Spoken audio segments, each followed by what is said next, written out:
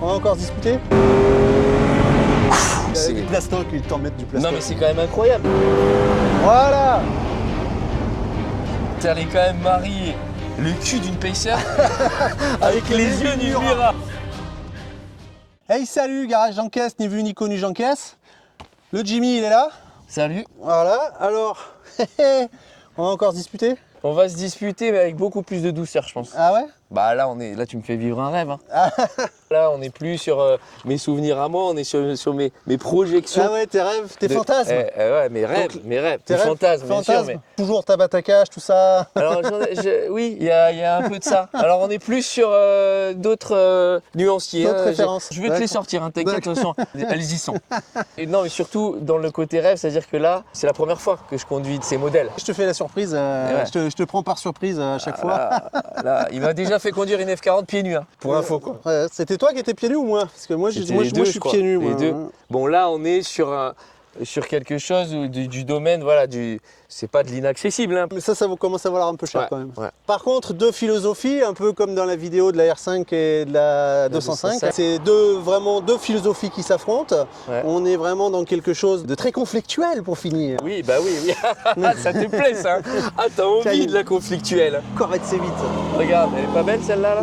Elle était verte quand même. Elle était verte, ouais. C'est honteux. Donc ouais, là on est dans deux marques qui s'opposent, qui s'affrontent depuis des décennies. Alors moi, et reste jusqu'à la fin parce que tu le verras, je le dis dans l'essai, pourquoi faire un affrontement? Il faut avoir les deux. Ouais. C'est deux autos tellement différentes. Exactement. Qui ont tellement chacune leur qualité et qui n'empiètent pas l'une sur l'autre. Mais t'as raison. Pourquoi s'embêter? Non mais t'as Achète raison. les deux. Moi je comprends là la notion du collectionneur. C'est-à-dire tu te lèves le matin dans un état d'esprit, tu vas choisir l'une ou l'autre. Donc du coup, présentation des autos, on va faire le tour. Ouais. Tu veux commencer par laquelle? Je commencerai bien par celle-ci. Bon, alors tu as voulu commencer par la Porsche. On va faire la Porsche, mais je voudrais juste tout de suite faire une petite aparté entre la Porsche, son design, et la Testarossa, son design. Alors ce que je voudrais dire, c'est que les deux voitures sont de la même génération. Voilà, et ça, tout au long de l'essai, ça va être intéressant à comparer. Cette voiture est de 91 et celle-ci est de 90. Donc c'est-à-dire que tu pouvais te trouver sur le parking du Makaaba Night, les deux voitures côte à côte. Ça déjà pour moi c'est incroyable. Donc ça, voilà, parce que effectivement sur le style, il y a deux écoles complètement différentes. Bien que cette voiture a été dessinée dans les années 70 et celle-ci, elle est sortie en 85, donc elle a été dessinée début 80 certainement. Et tu vois que les deux écoles de design, déjà, ils n'étaient pas au même endroit. Aujourd'hui, une opposition de style aussi forte sur la même gamme, ça n'existe plus ça. Regarde ça là, les rondes, on dirait un... De toute façon, bio-design. Voilà, tout est arrondi sur cette voiture jusqu'au siège, c'est incroyable. Et l'autre, elle est angulaire, mais qu'elle en peut plus quoi. Ah ouais, elle a des arêtes de partout, elle a des... C'est la folie, cette opposition de style. C'est-à-dire, déjà, tu avais une identité avant même de tourner la clé.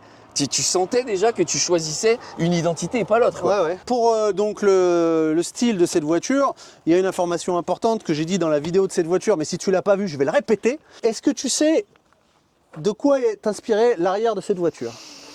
Mais bah non, tu vas m'apprendre quelque chose. Allez, regarde. Et je te mets sur la piste, c'est une voiture américaine. Ah oui, bah je sais, une Pacer. Exactement. Ah oui.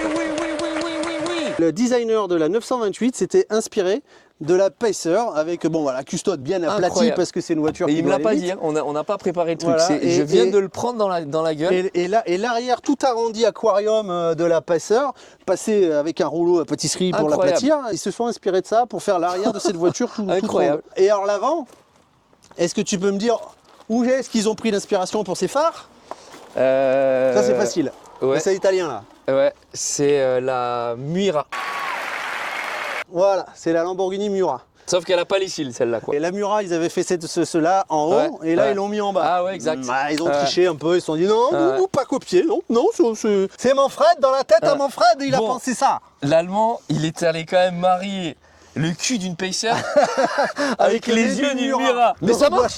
Non mais ça marche, la voiture est exceptionnelle. Moi marche. je trouve que le design de cette voiture est incroyable. Bon, le design de la Testarossa, lui, il est quand même... Bah il a marqué... il a marqué notre enfance. On l'a tous eu sur le poster dans la chambre avec la Countach. Je pense que Enzo, il a mis un post-it sur le bureau de Pininfarina. Il a dit les gars, faut qu'elle soit monstrueuse la bagnole. Le cul, il est large. Ils ont dit...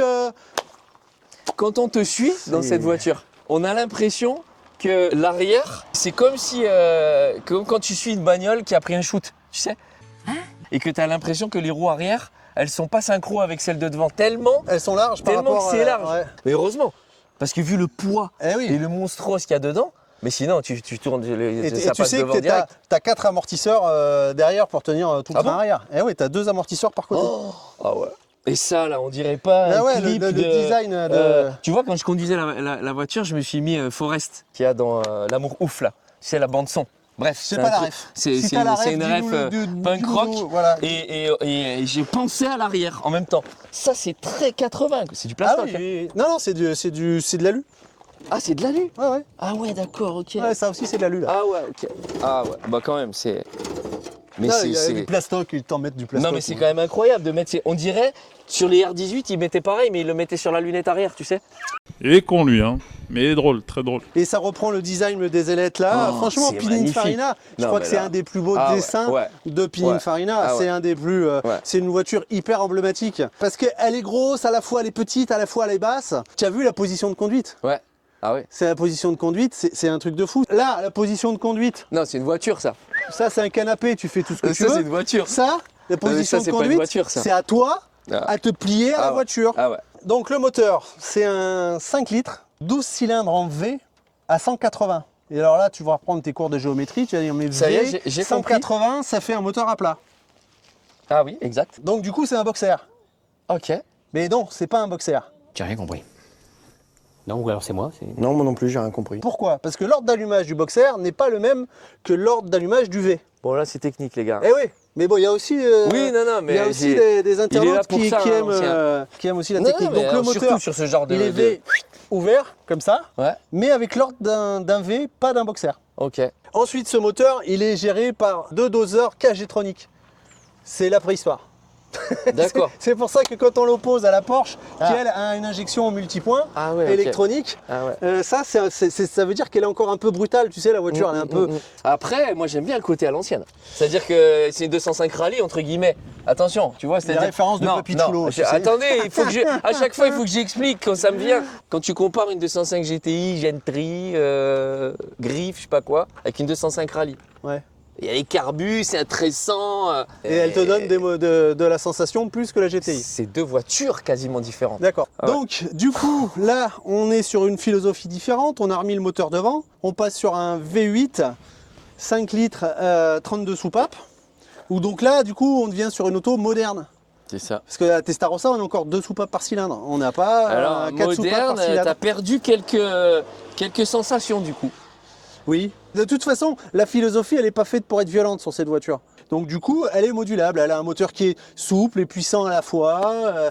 32 soupapes, donc du coup, elle a quand même des montées en régime sympa parce qu'elle a 4 soupapes par cylindre. C'était le très haut de gamme de l'époque. Ils étaient sortis de la philosophie de la 911. D'ailleurs, ils devaient arrêter la 911 pour passer sur les PMA. Donc, de remplacer la 911 par la 44. Ah ouais. Et oui. Je suis choqué, choqué. Ça devait être la fin de la carrière de la connerie 911. qu'ils auraient faite quoi. Eh ben, ils l'ont faite. Et sauf que, Ouais, ils sont revenus, quoi. sauf que oui, quand ils ont Ah vu bah que le oui. public il voulait quand même de la 911 et que ça, ils n'arrivaient pas à les vendre. Ah ouais, chaud. Voilà. Attends, parce que du coup, si j'ai bien compris, cette voiture-là, en termes de collection, c'est un moment de l'histoire quoi. C'est un moment de l'histoire. Combien ça coûte ça? Ça, celle-ci, elle coûte 55, 58 Ah ouais, mais 000 ça, euros. en plus, ça coûte 50 000 Eh euros. oui, c'est ce que je dis, c'est 3 fois moins cher que ça. Mais attends, mais il y a plein de collectionneurs qui sont intéressés Et par encore, ça. celle-là, parce que c'est une GT française, 3 propriétaires, 90 000 bornes. Sinon, c'est moins cher. Bah, sinon, tu prends une S4, même en boîte mécanique, c'est 30-35 000. Et j'imagine que c'est moins compliqué à entretenir que ça, quoi. C'est casse-couille quand même. Ah ouais? Ouais, parce que tu peux voir que tu passes pas les mains. Ok. Donc la moindre intervention, c'est des heures et Mais des c'est heures solide. et des heures. C'est solide, oui, c'est Porsche. Mais ça aussi, c'est solide, hein, faut pas se leurrer. Hein. Ouais. Et d'ailleurs, un autre parallèle sympa, les deux voitures, donc celle-là 90 et celle-là 91, celle-là 86 000, celle-là 91 000. Ok. Donc toi, les deux autos sont très Ouais, ouais, comparables c'est pas des dans leur voitures, elles ont histoire. roulé, dans quoi. Elles ont, voilà, bah, celle-là elle a roulé, celle-là elle a pas roulé. Parce qu'une Oui, Porsche, parce que ça elle peut devrait aller à avoir 300 000 Ouais, ouais. et une Ferrari Testarossa, ça a 25 000 normalement. Donc, C'est logique. Cette voiture-là, qu'on a sous les yeux, normalement, elle a tout le pédigré recherché par un collectionneur. Oui. Parce qu'elle est rare. Elle a marqué son temps d'un truc Oui. technologique. Mmh. Elle était un peu à contre-courant de l'identité de la marque du départ. C'est pour ça qu'en fait ça marche pas en fait. Donc, toi, on est d'accord, aujourd'hui, elles sont à vendre. Ces deux voitures, elles sont à Non, vendre. celle-là elle est vendue, je l'ai vendue. en Ah, ça y début est, elle est d'année. vendue. Ouais. Ok. Mais celle-là, elle est à vendre. Celle-là elle est à vendre. Qu'est-ce qui fait que cette voiture, elle est encore Alors, sur le marché? ce qui fait, c'est qu'il y a quelque chose, donc ça c'est intéressant dans mon métier. J'ai observé depuis 30 ans qu'en fait, une voiture qui est née avec de l'aura, Ouais. avec du panache, Ah, d'accord. elle garde le panache. Ah, ok. La clientèle 911 ne s'est pas reconnue dans cette voiture, J'ai compris. et donc du coup, elle n'a pas eu l'aura qu'elle aurait dû Incroyable. avoir. J'aime beaucoup ce côté contre-pied. Parce que finalement, tu bénéficies d'un truc de fou pour 3-4 fois moins que sa concurrente directe qui est bien née. Et sauf qu'à l'intérieur, tu vis un vrai truc. Oui, C'est-à-dire tu que vis ça, un vrai pour truc. 50 000 balles. Eh oui. Non mais attends, aujourd'hui à Et 50 même 000 moins balles. sur une S4 boîte méca, moins. Ah ouais, faut se réveiller les gars. Entre dans la voiture un peu pour me dire ce que tu en penses. Ah ouais. Bon, déjà, vous avez vu ce que je vous disais tout à l'heure là, 20 cm, allez, 25 cm du sol. C'est tout plat. Les pédales, elles sont décalées. Donc il faut s'y faire. Le frein à main, il est ici. Tout est manuel. Donc c'est pratique. Hein. Ça tombe pas en panne au moins. T'es décalé, mais t'es quand même bien. Alors l'autre, il y a tout qui tombe sous la main. C'est pas que là, il y a tout qui tombe sous la main, c'est qu'on est très ambiance 80 quoi. Ils avaient la colle UU là. Ils allaient chez Fiat à côté, ils récupéraient les trucs. Attention, j'exagère, hein. Mais il y a quand même un côté comme ça. Hein. Par contre, il y a un truc qui est magique sur cette voiture. C'est la boîte en H. Elle est autant sensationnelle quand t'as la main sur la boule là que ce que tu la vois quoi. Ah, tac, ah, tac, C'est physique en tac, plus. Hein. tac. C'est incroyable. Et puis les compteurs orange. Là, on est encore Keblou en 80. Pourtant, la voiture, elle est de 80, combien 10. Ouais. Mais là, c'est les mêmes compteurs. L'autre, ça y est, on est passé en 90. Bah la Porsche, ouais, effectivement, la autre atmosphère. Là, déjà, tout se règle dans la Porsche. C'est pas Enzo Ferrari qui a décidé, là, toi, c'est pas toi. Et puis t'as tout le bloc compteur, au moins t'es bien. Incroyable. Parce que des fois, le volant il monte et après t'as les mains qui te bloquent là, au moins c'est bien pensé. C'est à l'allemande. Là, c'est tout électrique. Tu montes, tu descends, Ah ouais. tu machin. Et effectivement, comme tu disais, c'est t'as tout sous la main. tout tombe sous la main. C'est beau, c'est design. Ouais. Les sièges sont confortables. Ah ouais. T'as de la place. Mais c'est deux philosophies différentes. C'est pour ça que je dis qu'il faut les deux. Ouais. En fait, celle-là a des qualités que celle-là n'a pas, mais l'autre a des qualités que celle-là n'a pas. Au lieu d'opposer les deux voitures et d'opposer les deux marques, il faut réunir les deux voitures dans ton garage. Non, mais tu vois, Garage tout Jean-Caisse. à l'heure, on parlait... Garage-jeancaisse.com. Exactement. Mais tout à l'heure, voilà. C'est le moment du Shifumi. Tu commences avec quoi 1, 2, 3. C'est toi. Eh ben, je prends la Porsche. Tu prends la Porsche? Ouais. Ah ouais. Non, mais je prends la Porsche. Ok. C'est tout. Écoute, Allez. j'ai pas de scrupules Au revoir. à prendre cette voiture, mais tu vois, je vais me mettre en condition pour être apaisé. Parce que dès que tu t'approches de cette voiture, c'est un peu comme si tu t'approches d'un serpent vénéneux, quoi. On va y aller très loin quand même. Hein.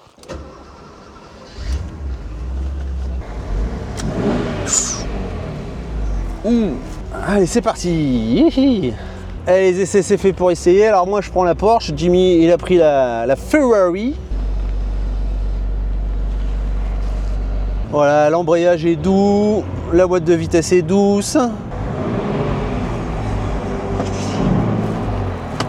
Là, je suis pas concentré parce que Papy Chulo est toujours pas sorti du parking. J'ai un problème avec le frein. En tout cas, ce qui est sûr, c'est que la Porsche est une voiture hyper facile, hyper agréable. Il n'y a pas besoin de mode d'emploi. Elle te donne ce que tu veux, au moment où tu le veux. Tu es dans le luxe, c'est dans le confort le plus total. C'est beau, c'est bien fini, c'est du cuir. La position de conduite, tu lèves le siège électrique, tu baisses, tu recules, c'est tout électrique, c'est le Royal au bar. Quel bordel! Premier en bas, boîte en H. Oh, pas de direction assistée. Le V12, c'est quelque chose. Je suis pas serein, les amis. Il va falloir que vraiment je m'acclimate au bordel. Comme t'es bien, la voiture, elle veut que tu sois bien. Voilà, elle fait t'es bien. Et ça marche, t'es bien dans une 928. Allez. Oh là là là là. Bon, attention, hein, je vis un mini rêve là. On sent quand même qu'on conduit une voiture hors norme, quoi. Dans son temps, elle était hors norme. Alors imaginez aujourd'hui, c'est Brigitte Lahaie le bordel.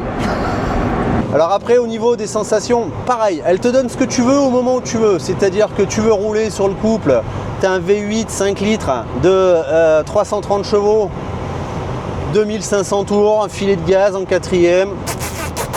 C'est du feutré, t'es bien.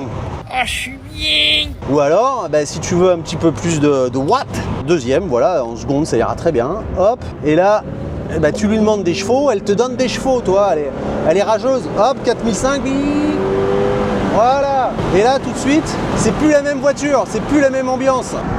Ah, cette boîte. Bon voilà, de toute façon elle a la répute. C'est la plus belle boîte.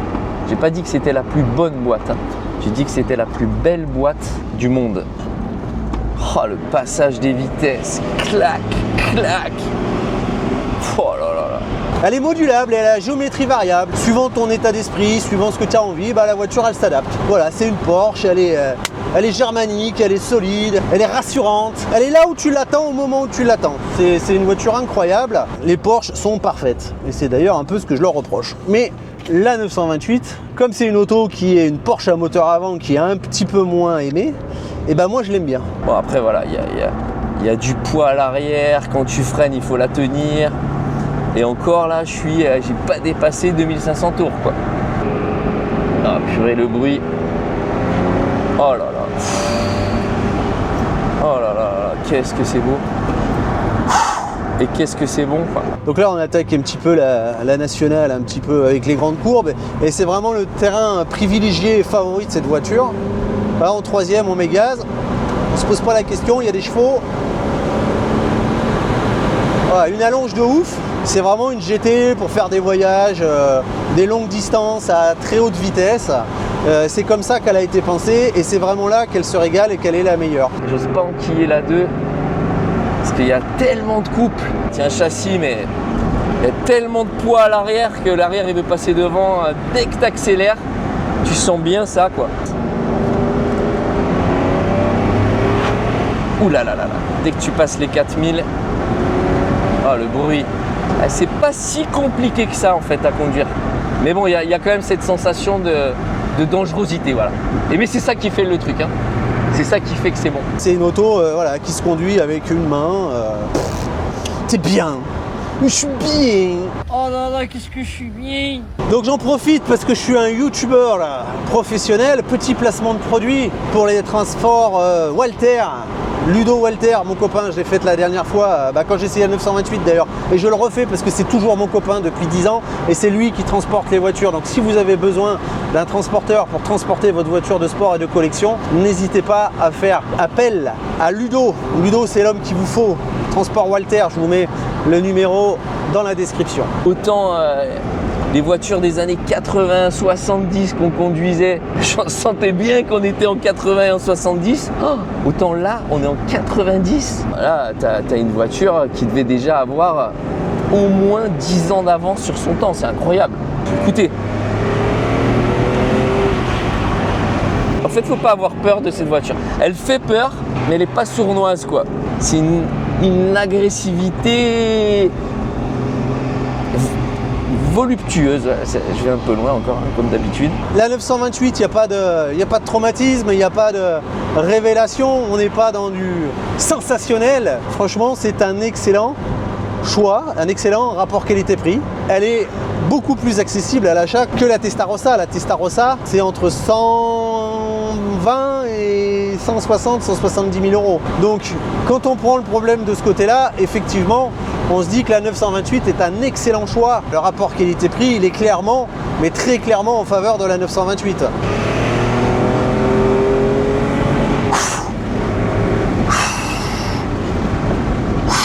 Cette voiture, elle te rend ce que tu lui envoies. T'es majestueux, elle est majestueuse. Si t'es vénère, elle est vénère. C'est la femme parfaite. C'est Zara White, la meuf. C'est ça. On est là. Oh là là, vous avez vu comme je suis monté en pression là sur l'essai. Ah ouais. Donc voilà, fin de l'essai de la 928. Je vais aller prendre la Testarossa pour un essai un petit peu plus viril, je pense. Bon, voici dans la Testarossa. Alors là, c'est pas du tout la même ambiance. Ça, c'est énervé comme voiture. J'adore. De toute façon, si tu es abonné au garage Jean-Caisse, tu le sais. Tu le sais, ça, c'est ma voiture, quoi. C'est la Testarossa, c'est... Oh, attends, il se passe un truc quand même. Il faut juste que je trouve ce que c'est le truc. Là, je suis en troisième. Une seconde, on va voir le truc. C'est là, il y a... Là, c'est pas pareil, hein. Il y a du poids. Ouais, c'est le moteur à l'avant, hein, bien sûr. Je suis Elle est à tomber par terre, la voiture elle est large, elle est plate, elle est démonstrative. Le moteur il est énervé. À la fois il est cool, toi, il est souple. Là je suis en 3ème, 3000 tours. Mais bah, si j'accélère, bon en fait ça tourne, c'est pas la bonne idée. Première sensation là, ça me rappelle la Mercedes 500 coupée là qu'on avait essayé avec bien sûr un peu plus de watts, mais c'est un peu le même spirit intérieur. Ça c'est un vrai GT. Là t'as pas peur en fait. Tout est millimétré à l'allemande quoi. C'est agréable. Hein. Alors je sais pas si c'est parce que je viens de passer avant dans la Testarossa. Alors là j'ai l'impression que je fais une sieste quoi. J'adore cette voiture, franchement c'est un monstre, c'est vraiment tout ce qu'il y avait de plus exclusif, tout ce qu'il y avait de plus puissant dans les années 80. Quand tu avais le power, quoi, tu avais une Testarossa, c'était toi le patron quoi. Comme Sonic Rocket dans Deux flics à Miami quoi. C'est un gros cruiser le truc quoi. C'est ça l'esprit du bordel, ouais, ça. Il n'y a pas de risque. Tu freines, si tes roues elles sont pas droites, si t'enquilles un peu trop tôt, c'est pas grave non plus. Quand même une belle technologie qui avait aussi de l'avance sur son temps, hein, parce que il n'y a pas de SP, tout le bordel là. La 928 c'est elle qui se fait à toi. Tu as vu le siège électrique, le machin, la colonne de direction. La 928 elle te donne ce que tu attends au moment où tu veux. Là, la Testarossa, c'est à toi de te plier à la voiture. T'as pas le choix. La position de conduite, toi par exemple, c'est Enzo Ferrari qui l'a décidé, c'est terminado la rigolada, ça s'arrête là. Regarde, là j'ai les jambes dans le volant, si je veux avoir les bras qui touchent le volant. C'est l'ergonomie. Ah, il y a des watts en plus. Hein. Ah, là, ce qui est cool, c'est qu'elle te renvoie pas le démon quoi. En fait, elle te dit non, attends, regarde, on va le faire différemment. Envoie tout ce que tu veux et moi, je vais te sécuriser. C'est exactement ça. Pour qu'il y en ait un qui se plante avec ça, franchement, tu veux aller chercher la c'est impossible. À chaque fois que tu conduis une Testarossa, t'es dans une autre dimension, t'es dans une autre galaxie. La voiture, elle est monstrueuse, quoi. Elle est démonstrative, elle est... Voilà, il y a des chevaux, tellement que... Voilà, sur route ouverte, ben, tu peux pas les exploiter. Il faut aller sur l'autoroute, en Allemagne, et voilà. 250, 280, la voiture elle est faite pour ça. La légende veut que ce soit 300 km/h et les plus sévèrement burnés d'entre vous m'ont déjà dit oui 300 machin, 300 je te laisse y aller hein, les gars. Quand même se rappeler qu'ils ont fait un moteur qui pousse et qu'ils ont oublié de mettre des vrais freins sur la voiture. Wow, ça freine, ça se baisse comme il faut, ça contrecarre toutes tes erreurs si tu fais des erreurs. Oh là là, tu réaccélères tôt, pas trop tôt, t'en bats les c***. La bagnole, elle te gère tout pour toi, c'est la folie. Alors pas de direction assistée non plus, hein. Ils ont dit non, c'est une voiture de bonhomme, t'auras des bras, tu tournes le volant.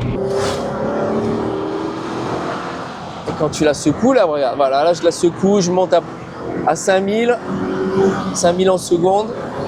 Je suis 10 fois plus sécure que l'autre quoi. Bon, il se passe un vrai truc, hein. C'est pas du tout charnel, c'est pas viscéral, c'est beaucoup plus spirit le truc quoi. T'as l'impression de faire une conduite sportive avec le Dalai Lama quoi. Je sais, je vais loin. Ah, la première, 80 à l'heure. Et effectivement, les Ferrari des années fin 80, début 90, elles avaient toutes la même philosophie parce que elles sortaient toutes de la tête des mêmes ingénieurs et l'idée d'Enzo c'était la sportivité, l'ultra sportivité. Lui il faisait pas de concession, le Commendator. La voiture il fallait qu'elle soit, qu'elle te prenne aux tripes. Contrairement à la Porsche qui devait être fait pour tout le monde et notamment la 928 que tu peux presque donner à un jeune conducteur tellement la voiture est polyvalente quoi. Bon là, la jeune conducteur, Testarossa tu l'oublies hein, parce que tu l'enrôles autour d'un arbre. Ah ouais, pour des gens comme moi. Je suis un pilote du dimanche, hein. Enfin j'adore, hein. Attention, hein. Mais bon, faut se l'avouer, on n'est pas des pilotes. Et là, ça pour des gens comme nous, c'est régalade quoi. Parce que tu te prends pour un pilote en fait. Donc le Papichulo apparemment il était prendre la petite route de rallye lui comme il a fait avec la Testarossa. Moi je vais laisser mon tour sur la petite route de rallye, je suis très bien là sur les grandes enfilades rapides, ça me plaît bien. Les amortos, c'est un truc de fou. Il faut que Cédric il m'explique la techno, là, s'il y avait un peu des avancées technologiques sur cette voiture, parce que tu as l'impression de conduire une bagnole de 2015 quoi. Je comprends pourquoi elle est boudée cette voiture, cette Porsche, par les Porschistes. Parce que c'est, j'allais dire c'est pas une Porsche. Ah, là il y a débat. Voilà, sur un filet de gaz, c'est ça qui est. C'est là qu'elle est bien. Quatrième, toi, tu peux même me mettre en troisième. Ouais, ça c'est pareil, le changement de vitesse. Autant sur la Porsche, tu le fais avec 2 doigts, autant là, c'est voilà, c'est comme la direction qui n'est pas assistée, c'est pour les bonhommes. Ou t'as du talent derrière le volant, ou t'as un accident. Voilà, je crois que tout est dit. Allez, on va aller se faire la petite conclusion avec Papichulo et on va voir ce qu'il a pensé de tout ça. Alors là, conclusion difficile. Hein. Enfin, conclusion difficile et facile si on oublie le côté guérilla quoi. Ouais, si on oublie la guerre de marque, qui encore était sur la piste, mais qui n'est pas forcément dans le commerce de toi quand tu achètes ta voiture. Tu peux très bien avoir les deux. Moi, je pense qu'il faut avoir les deux. Ah oui, ça c'est une certitude, tellement qu'elles sont différentes. Maintenant, si on replace le truc dans son contexte de l'époque, où il y a vraiment 2 designs qui sont radicalement différents. Et 2 philosophies qui sont toute la philosophie des voitures. Voilà, 2 roulages, 2 utilisations. Si je veux sortir pour faire du sport, je prends ça. Ouais. Mais si je veux sortir pour rouler en plus de temps en temps, me faire plaisir, et puis la différence de prix. La différence de prix, elle n'est pas négligeable. Si on raisonne juste au test, à l'essai, à l'histoire, moi je trouve que cette voiture, elle est exceptionnelle. Bon, je préfère quand même la Testa. Oui, Si t'enlèves la dimension de l'argent... Si t'enlèves tout ce qu'on vient de dire, c'est une Ferrari, voilà, c'est tout. Quand tu prends ta voiture du dimanche, c'est pour kiffer, c'est vrai qu'elle en donne. Mais bon, Ça, c'est si pas tu la remets... voiture du dimanche. Oui, c'est la voiture pour faire les longues distances à 250 à l'heure. Tu peux Là- t'en servir au quotidien. Là, t'as vu ce que je te disais tout à l'heure, là. Déjà, pour enlever le frein à main, déjà, c'est un truc, quoi. C'est de la vie d'artiste et la vie de labeur, quoi. Alors après, moi j'ai une bonne utilisation pour ces 2 voitures. C'est le Vendôme 90, organisé excellent. par Essero. Essero, c'est le promoteur du championnat du monde GT. A aussi dans son savoir-faire, il organise des petits rallyes. Et donc là, ça sera fin septembre. Je vous mettrai le lien dans la description. Ça s'appelle le Vendôme 90, donc réservé aux voitures des années entre 90 et 2000. Et là, les 2 voitures sont éligibles. Et c'est Total Look. Ça fait partie de ce qu'ils appellent le Total Look Rally. Ils l'ont fait en 80, ils l'ont fait en 70, ils l'ont fait en 60. Et donc on s'habille avec Les années 90. les années 90 et les équipements qu'on avait dans les années 90. Ah bah là, et t'es tout ça. raccord, Donc, t'es même haut du panier, quoi. Donc je mets le lien en description. Et puis bah écoute, on va se revoir bientôt peut-être, mon petit Jimmy. Et ouais, moi je suis fan de continuer Allez, l'aventure. mercredi prochain, garage Jean-Caisse, ni vu connu Jean-Caisse. Merci à tous. Ciao. Je reviendrai.